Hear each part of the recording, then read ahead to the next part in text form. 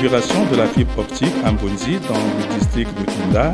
Clôture de la réunion des prix des hydrocarbures au titre du deuxième trimestre 2024.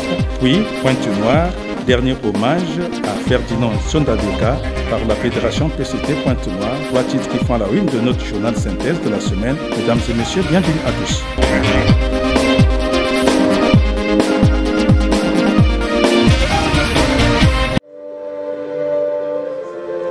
En vue de rendre plus rapide et fiable la navigation Internet sur l'ensemble du territoire de la République du Congo, le ministre des Postes, des Télécommunications et de l'Économie numérique, Léon Juste Ibombo, a inauguré à Mbonzi, dans le district de Inda, le réseau fibre optique le vendredi 12 juillet 2024.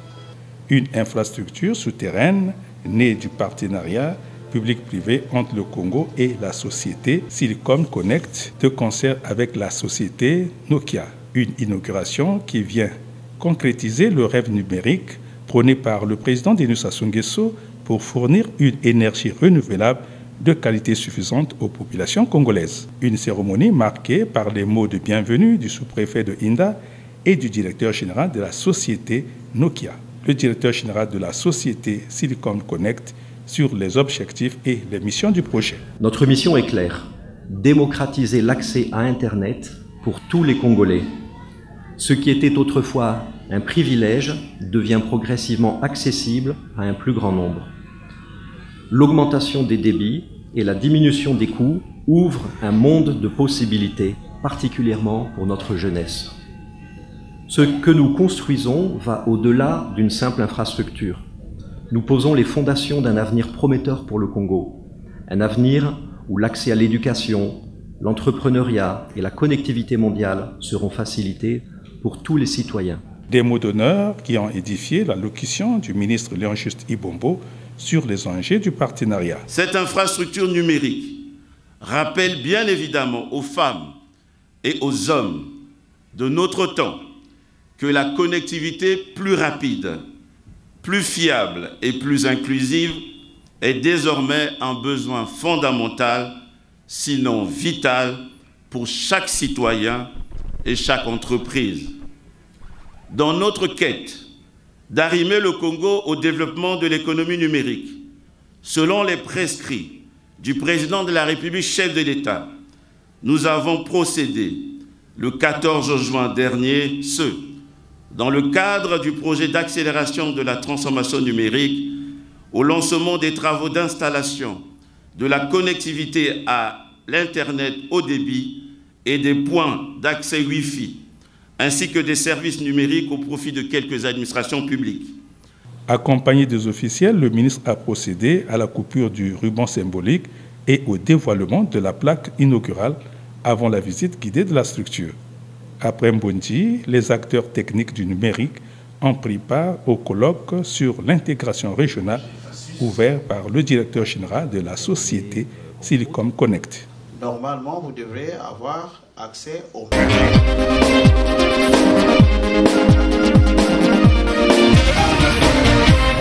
Les travaux de la réunion des prix fixés des hydrocarbures produits en République du Congo au deuxième trimestre 2024 sont arrivés à leur terme ce vendredi 12 juillet 2024. Les experts du ministère en charge des hydrocarbures et ceux des sociétés pétrolières exerçant au Congo ont pris part, comme à l'ouverture, à cette réunion de clôture présidée au nom du ministre par le professeur Maker Bati, directeur de cabinet du ministre des hydrocarbures.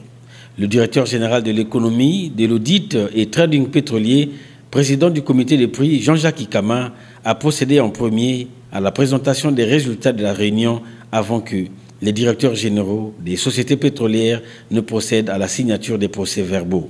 Le communiqué final sanctionnant les travaux de la réunion a ressorti en extrait les prix fixés des hydrocarbures au deuxième trimestre 2024. Pour les moyennes trimestrielles pondérées de production de ces différentes qualités en dollars par baril, pour le Ngeno mélange, 82,477 $ par baril avec un différentiel de moins 2,206 $ par baril par rapport au Brent daté.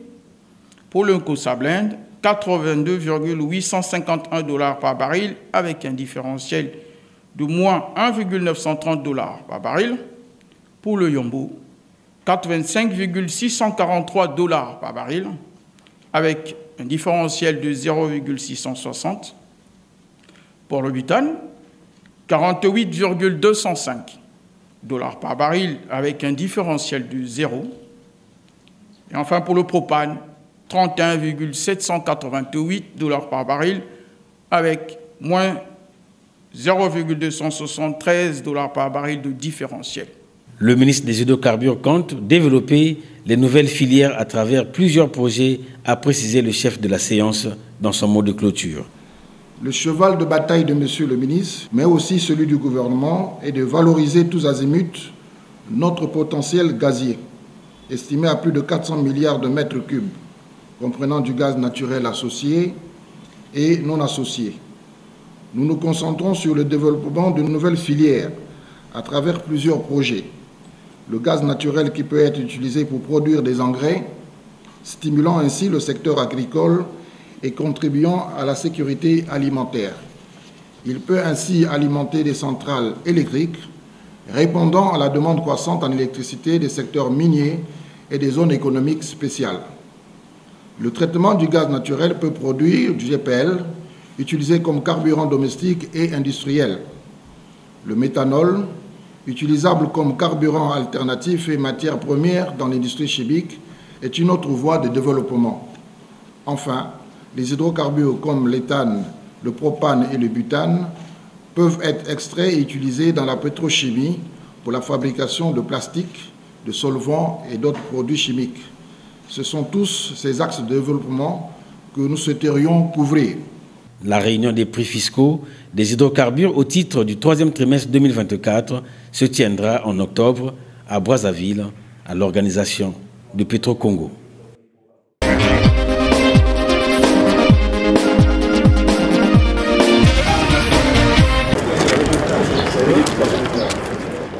C'est à l'école primaire Pambou Benjamin, dans le 3e arrondissement Tiétié à Pointe-Noire, qu'ont été lancées les épreuves écrites du BEPC, session de juillet 2024. Pour le lancement des épreuves de cet examen d'État ouvrant les portes au lycée, le secrétaire général du département de Pointe-Noire, Pascal Koumba, s'est fait accompagner du premier vice-maire de la ville de Pointe-Noire et de l'administrateur maire de Tiétié. Après l'ouverture de la malle contenant les matières, il a fallu pour le représentant du préfet de Pointe-Noire de porter la voix pour encourager les candidats. Le département de Pointe-Noire compte, pour cette session 2023-2024, 36 000 candidats repartis sur 119 centres ajoutés aux 3 autres centres dans les hôpitaux accueillant les candidats malades. Le collège et le lycée 30 mars 1970, l'école primaire de Timbamba dans le 1er arrondissement Lumumba ont tout aussi figuré parmi les centres visités. Un sentiment de joie au lancement de ces épreuves. Ce matin, le sentiment que nous dégageons de cette première journée, c'est un sentiment de joie. Joie pourquoi? Parce que nous nous sommes rendus compte que les élèves sont dans les salles de classe, les secrétariats sont préparés, les surveillants de salle sont là. Et donc nous avons lancé les épreuves et on a prodigué quelques conseils aux candidats de ne pas stresser, d'être serein. Les sujets ont été proposés, composés au Congo par leurs propres enseignants.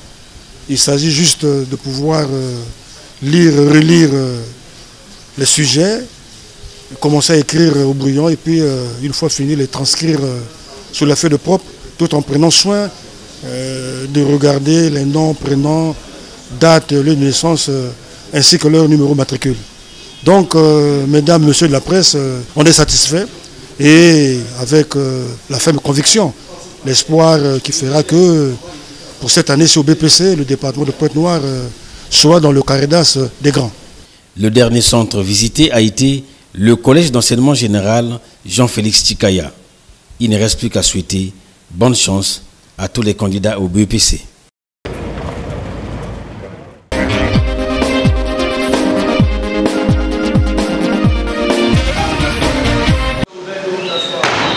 En répondant au décret présidentiel exigeant à tous les cadres congolais accédant à une responsabilité supérieure de prêter serment devant les juges avant toute prise de fonction, Le palais de justice de Pointe-Noire-Kouilou a procédé le mercredi 10 juillet 2024 à l'audience solennelle de prestation de serment de 3 sous-préfets et d'un administrateur maire. Au menu de cette audience, l'auditoire a suivi la lecture du décret de nomination des 4 impétrants et de leur profil intellectuel. Tous évoluant dans la circonscription administrative de Mvouti, Inda, Kakamweka, dans le département du Kouilou, en qualité d'officier d'état civil et de police judiciaire. Un chapelet de textes de loi qu'a restitué le procureur Honoré Yoka aux impétrants contre les antivaleurs. Le tout couronné par le rituel de la prestation de serment.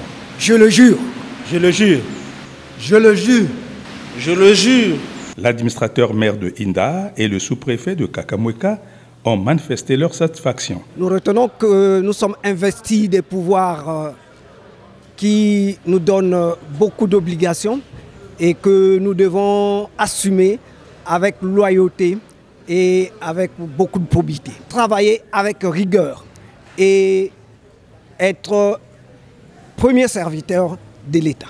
Nous avons l'obligation de respecter le serment que nous avons prêté devant le président du tribunal. Ça n'a été qu'un exercice de rappel. Nous sortions là lorsque nous avions été nommés en formation et je pense que toutes les instructions sur l'application de diverses lois et décrets qui sont pris en République du Congo sur la réglementation en matière d'état civil, je pense a été établi ou sinon nous a été donné. Et nous venons au tribunal, le tribunal n'a fait que le rappel. Nous a rappelé les différents phénomènes, les exercices pratiques ou sinon de terrain, d'être beaucoup plus vigilants, de faire excessivement attention à certaines tentations, de ceux qui font un exercice qu'on appelle couramment dans la rue le rabotage d'âge. En clôturant l'audience, le président du tribunal de grande instance a demandé aux impétrants de faire preuve d'exemplarité. L'exemplarité viendrait de quoi? Mais de donner l'exemple dans l'exercice des missions qui sont les vôtres. Monsieur le procureur a rappelé ce que nous décrions tous. En tout cas, je vais y revenir. Et sur la propension inquiétante à ce que les Congolais se disent avoir 2 dates de naissance. Ils disent crûment, parfois de façon plate, que non, l'âge que j'ai, c'est l'âge de l'école. Alors, sans oublier qu'ils reconnaissent là d'avoir eux-mêmes participé à la commission d'une infraction à la loi pénale. Vous devez faire preuve de rigueur parce qu'on ne naît pas 2 fois, on ne naît qu'une seule fois. Une salutaire restauration de l'autorité de l'État pour inculquer à ses serviteurs le sens du devoir et de la responsabilité de la chose publique.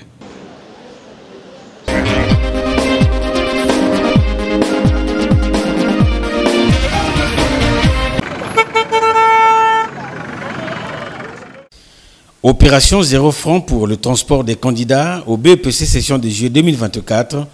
La tradition d'accompagner ces candidats habitants, Mongokamba, Vindulu, dans le 4e arrondissement Luandili, a été respectée par la Fondation Anatole Koliné Makosso à Pointe-Noire.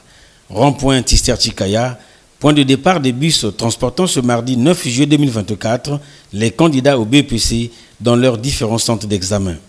Après avoir occupé tous les sièges de ces véhicules de transport en commun, les candidats peuvent être transportés en toute sécurité. Et le coordonnateur de la Fondation Anatole Koliné Makosso était bel et bien présent pour s'assurer de l'exécution de la prise en charge des candidats. Je remercie la Fondation de nous avoir donné la chance du transport, parce qu'il y a certains d'entre nous qui n'ont pas eu la chance de venir sur le transport. Ça nous va droit au cœur. Cette opération salvatrice, bien qu'étant une coutume pour la Fondation Anatole Koliné Makosso, a tout de même suscité la réaction de son coordonnateur Willy Tatibouandji. Notre opération Chance et Promesse, nous l'avons fait au bac et cette fois-ci nous avons pensé accompagner les enfants en mettant les bus, les déposer dans leur centre d'examen. Le point de départ, c'est le rond-point Tister. Et les bus déposent les candidats dans chaque centre, là où ils vont passer leur examen d'état. Et le matin, ils font 2 tours. Et l'après-midi, après les épreuves, ils les prennent et les ramènent dans leur quartier respectif. Nous disons grand merci à notre président, son Excellence Anatole Colonel Makosso, Premier ministre chef du gouvernement, pour son grand cœur vis-à-vis des habitants de Luanzili. Et au ministre de l'enseignement préscolaire, primaire et secondaire de l'alphabétisation, Jean-Luc Moutou, qui ne ménage aucun effort de nous accompagner dans tout ce que nous faisons comme activité. Et à tous les membres de la Fondation, je leur dis merci pour leur implication. Je souhaiterais bonne chance à tous nos enfants, qu'ils soient concentrés, que l'examen, c'est dans le cahier. Enfin, cette opération se poursuivra jusqu'au dernier jour de l'examen, a rassuré Willy Tati Bouandji.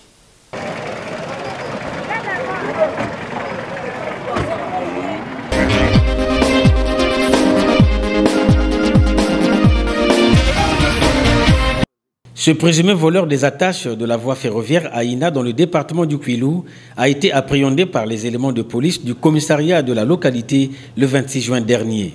Transféré au commissariat spécial de police du chemin de fer Congo-Océan 3 jours après, à Pointe-Noire, il a été présenté à la presse ce lundi 8 juillet 2024 en présence du secrétaire général du chemin de fer Congo-Océan, André Edmond Louemba.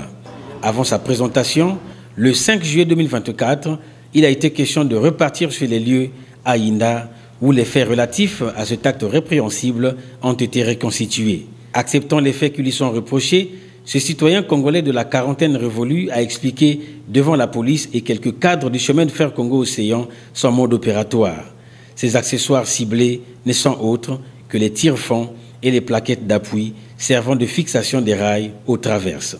Cette ferraille est par la suite vendue dans les différentes fonderies partenaires de ces présumés malfrats. Le secrétaire général du chemin de fer Congo-Océan, très indigné, est sorti de sa réserve. C'est un fait triste et malheureux parce que nous ne mesurons pas l'importance de cette société pour le Congo. C'est une société qui a traversé des décennies dans notre pays et quand nous étions à l'école primaire, on l'appelait l'épine dorsale de l'économie congolaise. Une société comme le chemin de fer, c'est une entreprise que tous les Congolais, qu'ils soient autorités ou citoyens simples, devraient protéger. Et aujourd'hui, nous sommes malheureux de constater que des citoyens démontent la voie. Là encore, ce que vous allez voir à Inda, ce n'était que des tire-fonds, des traverses qu'ils ont détachés des rails. Mais dans le Mayombe, sur l'ancien tracé, c'est toute la voie qu'on démonte. On coupe les rails, on coupe les traverses, on emporte dans les sociétés des fonderies, juste pour gagner quelques petits pécules. De son côté, le secrétaire général du département de Pointe-Noire, conscient de l'ampleur que prend ce phénomène, est passé au nom du préfet du département, Alexandre Honoré Paka, à l'interpellation. C'est un lobby, c'est une écurie des jeunes délinquants qui font le vandalisme. Si ça continue ainsi, cela va impacter sur l'économie congolaise. Les trains pourront être déraillés. Et si c'est de la marchandise, c'est des marchandises en perdition. Et si c'est les vies humaines, eh bien, on aura à déplorer les pertes en vies humaines. Et donc, en tant que garant de l'ordre public, en tant que représentant de l'État au niveau du département de Pointe-Noire, il faut donc prendre le taureau par les cornes, faire en sorte que la loi puisse sévir et que ces délinquants soient traqués jusqu'à leur dernière demeure et qu'ils répondent de leur gaffe. Le CFCO mène des opérations de remplacement de ces attaches pour sécuriser le transport des personnes et des biens. Pendant que le chemin de fer Congo-Océan se bat sous l'autorité du ministre des Transports pour redorer son blason, ces genres d'actes doivent être punis conformément à la loi. Le présumé malfrat sera transféré chez le procureur de la République près le tribunal de grande instance de Pointe-Noire pour la suite de la procédure.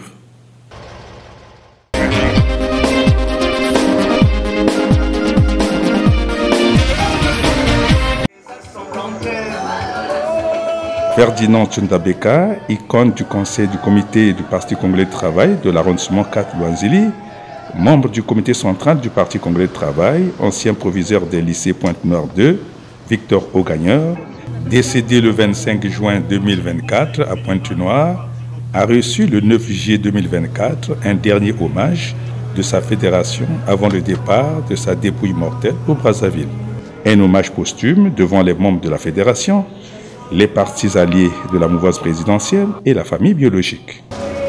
Un moment de deuil structuré en 4 temps forts, dont le témoignage de Ndinga Bilson, compagnon de l'illustre disparu, l'éloge funèbre de Ferdinand Tchondabeka par le secrétaire aux nouvelles technologies de l'information et de la communication, Ambroise Bayakissa. L'homme politique qu'il a été, sur la base des témoignages recueillis, est entré sur la scène de Pointe-Noire en provenance de la Cuvette en septembre 1989, après le congrès du parti, pour remplacer au département de l'organisation de la région le camarade Isidore Mfouba.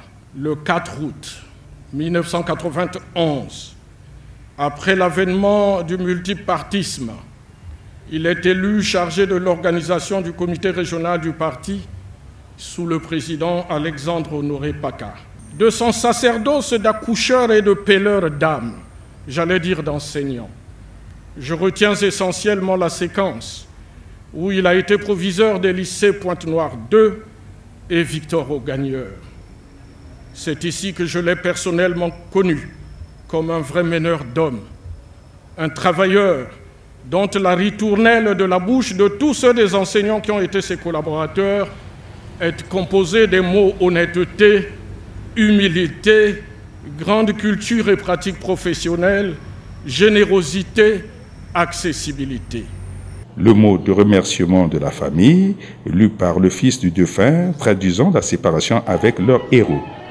Ceci avant le recueillement suivant l'ordre protocolaire pour l'éternel adieu à l'illustre disparu, laissant à son actif 9 enfants et une veuve.